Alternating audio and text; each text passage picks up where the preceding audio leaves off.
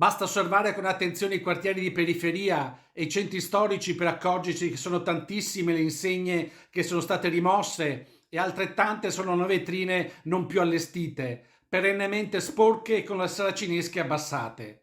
Vetrine che si spengono, serrande che si abbassano, continua a diminuire il numero delle botteghe artigiane presenti nel nostro paese. Sono impietosi i numeri fotografati dall'ultima indagine della CGA di Mestre. Negli ultimi 10 anni in Italia si sono perse quasi 325.000 imprese, 37.500 in Veneto. Nella classifica provinciale a stare peggio sono Rovigo e Verona, che perdono rispettivamente il 26 e 23% di imprese artigiane, ma spicca il terzo posto di Belluno, che ha visto chiudere il 20% delle botteghe artigiane negli ultimi 10 anni.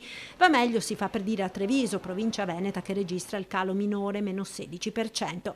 Il lavoro manuale piace sempre meno ai giovani e nelle imprese il ricambio generazionale è insufficiente. La concorrenza della grande distribuzione è feroce, affitti e tasse sono sempre più care, molti artigiani hanno deciso di gettare la spugna, ma anche le abitudini dei consumatori sono cambiate. I prodotti artigianali sono diventati sempre più beni di nicchia e di lusso, soppiantati dal fatto in serie. Ma assieme a sarti, calzolai, falegnami, fabbri, sta scomparendo anche il ruolo sociale delle botteghe artigiane nelle città. Le città, infatti, non sono costituite solo da piazze, monumenti, palazzi e nastri d'asfalto, ma anche da luoghi di scambio dove le persone si incontrano anche per fare solo due chiacchiere.